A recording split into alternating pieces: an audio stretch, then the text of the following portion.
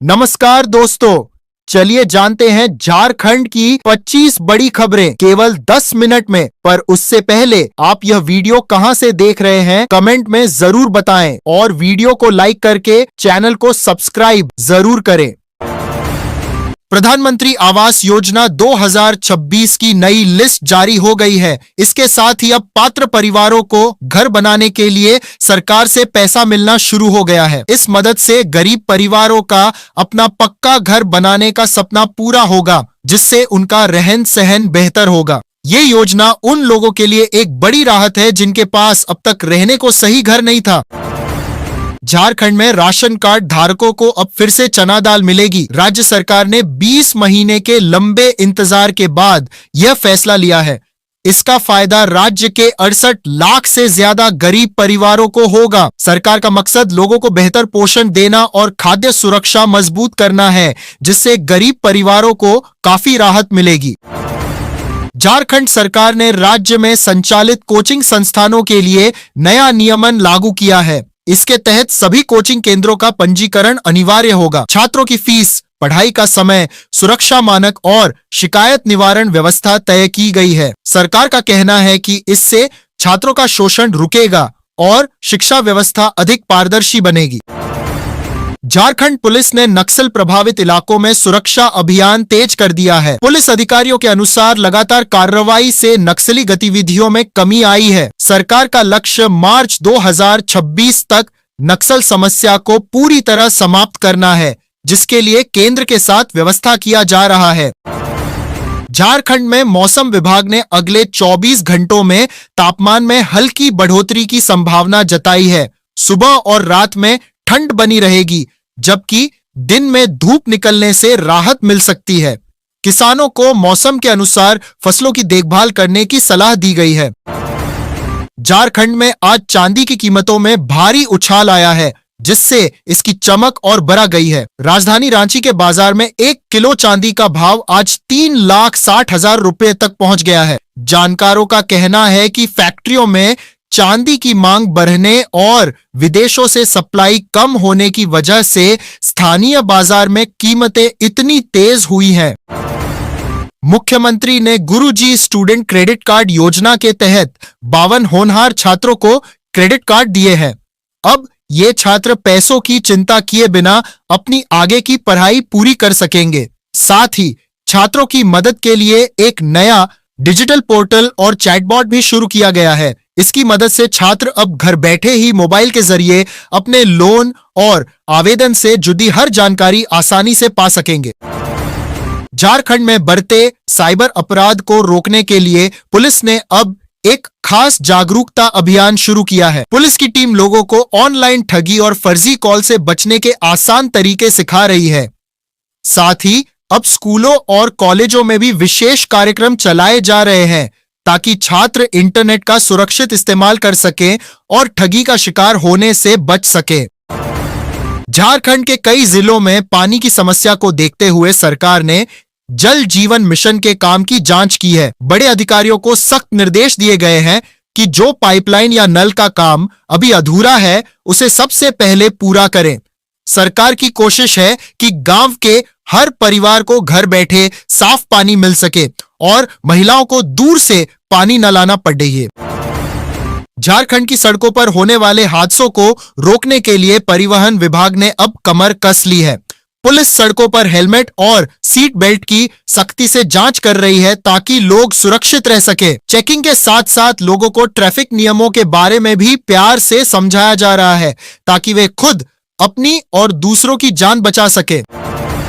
झारखंड के कई जिलों में बिजली की समस्या को दूर करने के लिए ऊर्जा विभाग ने एक नया प्लान तैयार किया है। अब गांवों और कस्बों में पुराने और खराब ट्रांसफार्मरों को हटाकर नए लगाए जाएंगे, ताकि बिजली बार बार न कटे। सरकार का लक्ष्य बिजली की बर्बादी रोकना है, जिससे ग्रामीण इलाकों में लोगों को 24 घंटे स्थिर और बेहतर बिजली मिल सके। झारखंड में जमीन जायदाद के झगड़ों को खत्म करने के लिए राजस्व विभाग ने अब खास कैंप लगाने का फैसला किया है।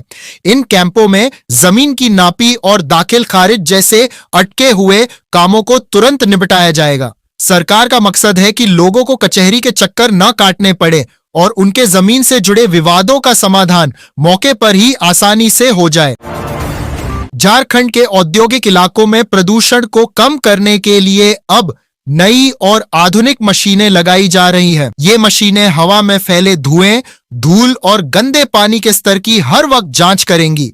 सरकार ने सख्त हिदायत दी है कि जो भी फैक्ट्री प्रदूषण के नियमों को तोड़ेगी उस पर कड़ी कार्रवाई की जाएगी।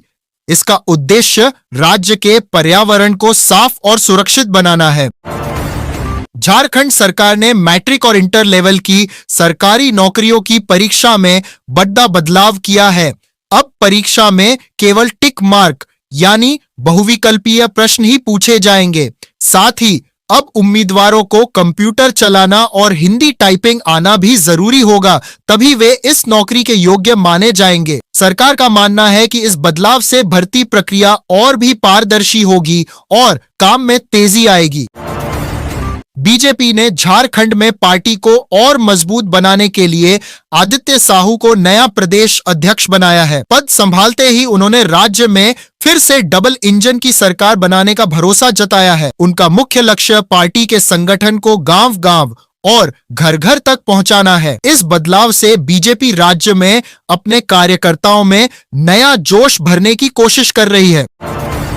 गुमला लोहरदगा रोड पर दोदांग के पास कल शाम एक दर्दनाक हादसा हुआ, जहां एक भारी गाड़ी और बाइक की टक्कर में 2 युवकों की जान चली गई। इस हादसे में एक और युवक गंभीर रूप से घायल है, जिसे पुलिस ने अस्पताल में भर्ती कराया है। पुलिस अब दुर्घटना की जांच कर रही है। वहीं सरकार मृतकों के परिवारों को आर्थिक मदद देने पर विचार कर रही है। रांची के मोरहाबादी मैदान में गणतंत्र दिवस 2026 की तैयारियां जोरों पर हैं। उपायुक्त मंजुनाथ भजंत्री ने सुरक्षा, पार्किंग और बिजली जैसी सभी जरूरी व्यवस्थाओं को समय पर पूरा करने का आदेश दिया है। इस बार समारोह में शानदार परेड, सांस्कृतिक कार्यक्रम और राज्य की खास झांकियां देखने को मिलेंगी। प्रशासन का पूरा ध्यान इस बात पर है कि कार्यक्रम सुरक्षित तरीके से संपन्न हो सके। झारखंड सरकार खेती और सिंचाई को बेहतर बनाने के लिए एक नई योजना पर काम कर रही है।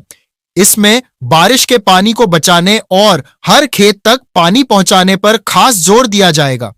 इसका सबसे ज्यादा फायदा छोटे किसानों को होगा, क्योंकि उन्हें सिंचाई के लिए सही सुविधा मिलेगी। इस कदम से किसानों की पैदावार बढ़ेगी और उनकी कमाई में भी सुधार आएगा। झारखंड सरकार किसानों की कमाई बढ़ाने के लिए मछली पालन को बढ़ावा दे रही है। सरकार का लक्ष्य झारखंड को मछली उत्पादन में देश का नंबर 1 राज्य बनाना है। इसके लिए हर ब्लॉक में एक मॉडल तालाब बनाया जाएगा और लोगों को मछली पालने की ट्रेनिंग भी दी जाएगी। इस योजना से ग्रामीण इलाकों के किसानों को रोजगार के नए मौके मिलेंगे और उनकी आर्थिक स्थिति सुधरेगी। सरकारी तेल कंपनियों ने 24 जनवरी 2026 की सुबह पेट्रोल डीजल के नए दाम जारी कर दिए हैं। देश के कई शहरों में तेल की कीमतों में थोड़ा बदलाव हुआ है। बता दें कि केंद्र सरकार के नियमों के मुताबिक हर दिन सुबह 6 बजे पेट्रोल डीजल की कीमतें अपडेट की जाती है। झारखंड में होमगार्ड के 810 पदों पर भर्ती निकली है, जिसमें 7वीं और 10वीं पास युवा भी आवेदन कर सकते हैं। वैसे तो ऑनलाइन फॉर्म भरने की आखिरी तारीख 24 जनवरी 2026 थी, लेकिन खबरों के मुताबिक आवेदन करने का एक आखिरी मौका अभी भी मिल सकता है। सरकारी नौकरी की तलाश कर रहे युवाओं के लिए अपनी सेवा देने का यह एक बेहतरीन अवसर है। झारखंड हाईकोर्ट ने लीगल असिस्टेंट के पदों पर भर्ती निकाली है। यह नौकरी कॉन्ट्रैक्ट के आधार पर होगी, जिसके लिए कानून की पढ़ाई कर चुके या अंतिम वर्ष के छात्र आवेदन कर सकते हैं। इच्छुक उम्मीदवारों को अपना फॉर्म 2 फरवरी 2026 तक ऑफलाइन भेजना होगा। इस पद पर चुने जाने वाले लोगों को हर महीने करीब 40,000 रुपए की सैलरी मिलेगी। झारखंड में आज सोने के दामों में फेरबदल देखने को मिल रहा है। स्थानीय बाजार में 24 कैरेट सोने की कीमत करीब 1,62,234 रुपए प्रति 10 ग्राम है। वहीं 22 कैरेट सोना 1,49,461 और 18 कैरेट सोना 1,22,287 रुपए प्रति 10 ग्राम पर बिक रहा है। बाजार में सोने की ज्यादा मांग और निवेश के कारण फिलहाल इसके दाम ऊंचे स्तर पर टिके हुए हैं। झारखंड क्रिकेट टीम ने रणजी ट्रॉफी के एक मैच में उत्तर प्रदेश के खिलाफ बहुत शानदार प्रदर्शन किया है।